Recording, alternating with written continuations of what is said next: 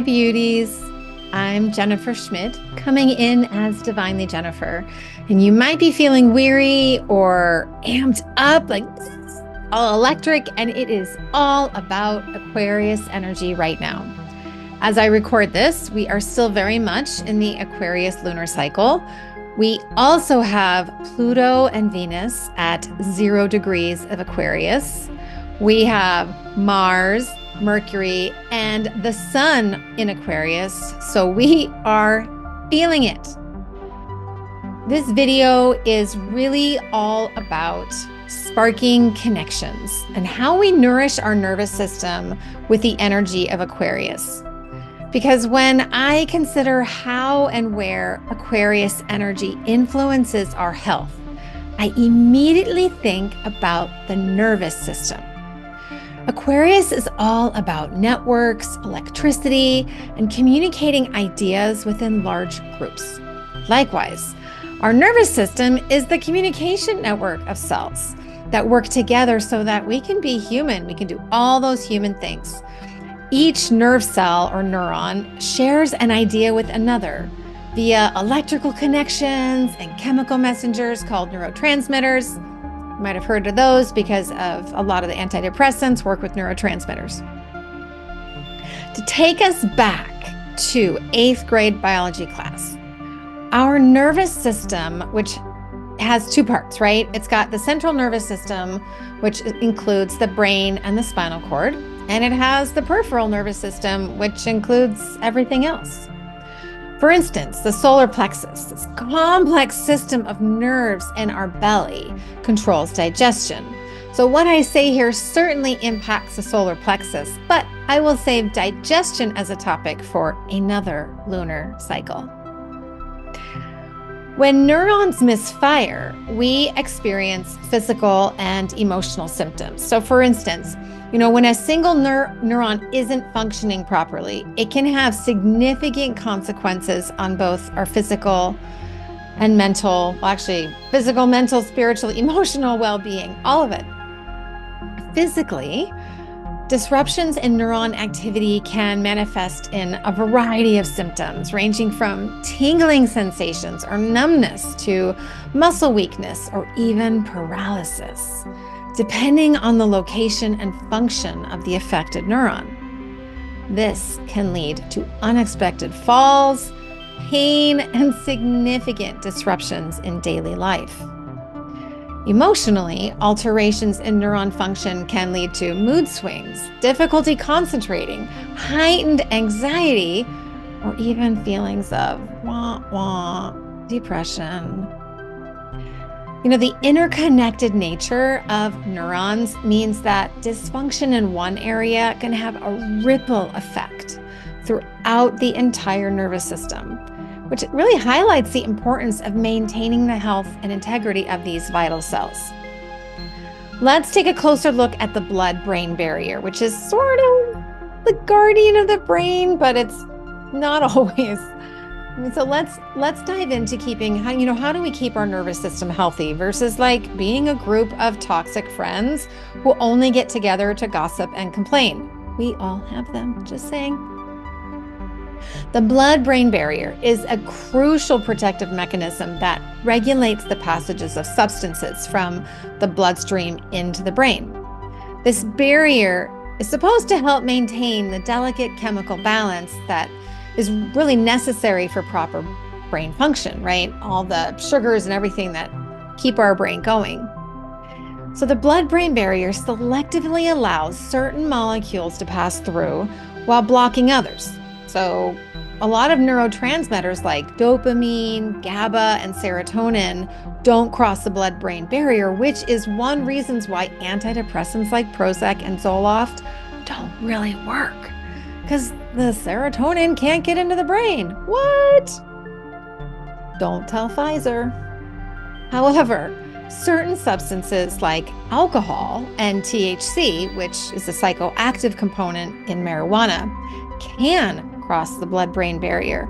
And as most college students can tell you, alcohol can disrupt neurotransmitter activity and affect various brain functions, leading to impaired judgment, coordination, and what? Oh yeah, cognitive abilities. THC binds to cannabinoid receptors. I love that word, cannabinoid, in the brain, in the whole body, but in the brain especially. And they alter neurotransmitter response, which results in changes in mood, perception, and memory. And those are not always bad the way THC affects us, but it can be for some people. And it's also responsible for cottonmouth, right? You know what I'm talking about. Let's talk about sugars now. So sugar can cross the blood-brain barrier in the form of glucose and fructose. And you think like how sweet it is, but really how sweet it isn't. Because these sugars, especially glucose and fructose, can be a problem for the nervous system, right? Do you ever get jittery from sugar? Like you get that sugar high, you get really wacky. That high sugar intake can lead to long-term insulin resistance in our brain, inflammation, nerve cell damage, and reduced neuroplasticity, which is really a fancy way of saying our ability to adapt to changes in our environment. All of these issues then lead to reduced brain function and can cause brain fog, reduced capacity to learn, and worst of all, neurological diseases like Alzheimer's and Parkinson's. Kind of makes me regret those extra Girl Scout cookies that I ate. Let's look at heavy metals now. So heavy metals are not music to your brain because when it comes to toxins that can breach the blood-brain barrier and cause damage, heavy metals can definitely weigh our nervous system down. Get it? Heavy metals weigh us down. All right, sorry. Sorry, not sorry. Let's take two, for example. Let's look at mercury and aluminum. So mercury, exposure to mercury, including from certain fish, seafoods, and vaccines, can lead to neurological damage. Mercury disrupts various cellular processes. So that means that they screw things up for our brain, and they can actually accumulate in the brain, causing symptoms such as cognitive impairment, which means you can't really think straight, memory loss, muscle weakness, and even hallucinations, which is where the term Mad Hatter comes from, because they were exposed to mercury. I wrote a paper about mercury for the Weston A. Price Foundation's journal called Wise Traditions way back when, and I will share the link to that paper on the captions here on YouTube. So you can find that there if you really want to geek out and read it. Let's talk about aluminum. So aluminum can accumulate in the brain also, and it interferes also with various neurological processes because we know that it disrupts how nerve cells talk to each other. You can get exposed to aluminum through aluminum foil, aluminum cans, cookware, antiperspirants, and vaccines, most notably Hep B, which is given to newborns, and HPV, which is mostly given to adolescent women, but now they're just giving it to everybody because they got to sell those things, So aluminum has been linked to neurotoxicity and is suspected to contribute to the development or exacerbation of certain neurological conditions like autism, dementia, Parkinson's, and Alzheimer's. Now we don't quite, they're struggling in the lab supposedly to figure out like the exact causal effect, but we do know that they can definitely make these conditions worse. So let's look at now the connection between the nervous system and our emotions or fears, right? So there's definitely a connection here. And, chemicals and environmental toxins aren't the only types of substances that affect our nervous system. The connection between the nervous system and our emotions, feelings, and fears is truly remarkable. God, we're such miracles. Our experiences and emotions directly impact the functioning of our nervous system in every moment, influencing everything from our heart rate to our breathing patterns, because I'm nervous and I can't breathe, or I can just slow it down. Oh, my nervous system's like, thank you. When we're feeling stressed or fearful, our nervous system can go into overdrive, right? Triggering that fight or flight response. On the other hand, positive emotions like love, happiness, and relaxation can help calm and regulate the nervous system, promoting our overall well-being, right? It's amazing to think how intricately our emotional state is intertwined with the complex workings of the nervous system. So anytime you feel like you don't have control of your body, we're going to talk about that. So how do you take control? What are some strategies to nourish the nervous system? Remember, your nervous system, just like a group of toxic friends, does not have to be the boss of you. You can impact this communication network through your thoughts, actions, and what you put in your body and on your body, right? Like, don't want to use antiperspirants with aluminum. Now, granted, in today's day and age, there are daily stressors that come our way from like every direction. You're like, oh my God, come take me away. But here are my 3 favorite ways to nourish our nervous system. 1, breathing. Kind of seems like a no-brainer, right? Wah, wah. But 1 deep inhalation with a longer exhalation, like a sigh, will immediately take your body out of the fight or flight mechanism, which is regulated by your nervous system, right? Even 1 deep breath is better than none, my friends. In fact, there's kind of a joke among healthcare practitioners when someone is coding, which is no joke, like their heart stops or they stop breathing. The first step in CPR is for the person giving CPR to take a deep breath for themselves before they start chest compressions. Because once you start those compressions, it's really hard to breathe. Ideally, and Aquarius is all about ideals. You are able to take at least 3 to 5 or even 10 minutes out of your day, every day, to focus on your breathing, whether through meditation or a more intentional form of breath work. Now, if you have a stressful job or you are a stay-at-home mom with wily, rambunctious toddlers running around, you can even set a timer on your phone to take 3 deep breaths once an hour. You might even be able to get those toddlers to breathe with you, believe it or not. You'll be amazed at how this can help you feel more in control of your thoughts and your emotions. Number 2, herbs.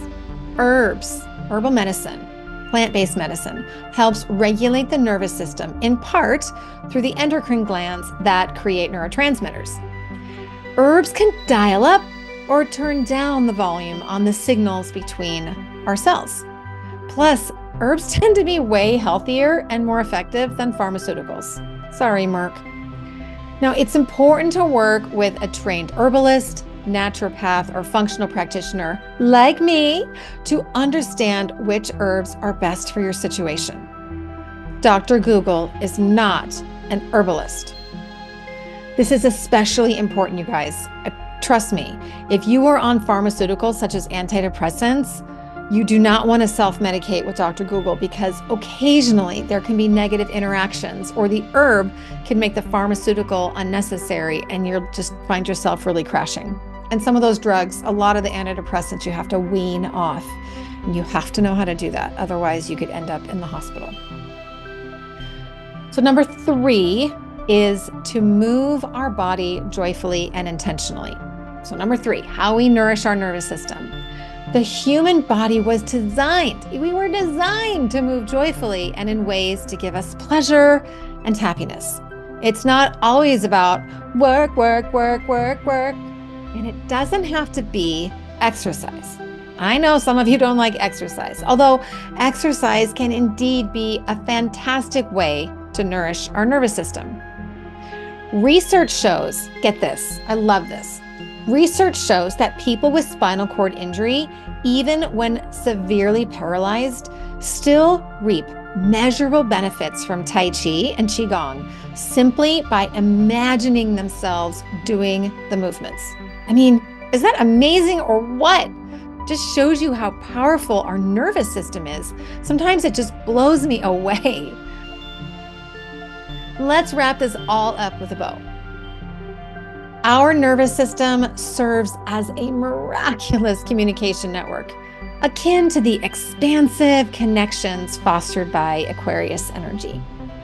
Understanding and nurturing the health of our nervous system is paramount for optimizing our physical, emotional, mental, and spiritual well-being.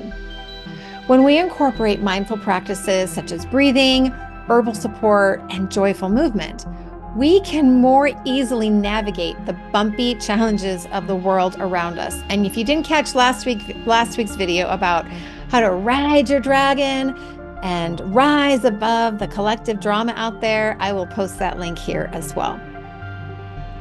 When we tap into the power of our nervous system and we cultivate a harmonious relationship with it, we can thrive in the dynamic frequencies of life on Earth and use our quirky individuality to serve the greater whole. If you're not sure how to do that, you don't know where to begin, check out my free Aquarius activation worksheet. I will again post that link below so you can receive your free copy. It'll just take you to my blog, and then you can just scroll down to the bottom, click the button, put in your name and email address, and it'll send you the link so you can download it. But you've got to make sure you put my email address, hello@divinelyjennifer.com, in your contacts so it doesn't go to spam. And like I said, I'll post a link also to my paper that I wrote called Beautiful Black Poison, which is on the history of mercury as a medicine in Europe and the US. It's pretty wild. I hope this has been helpful. Let me know in the comments, your likes, your shares. Head on over to my website. Follow me on Instagram, whatever is your jam. I love you, and I will see you the next time.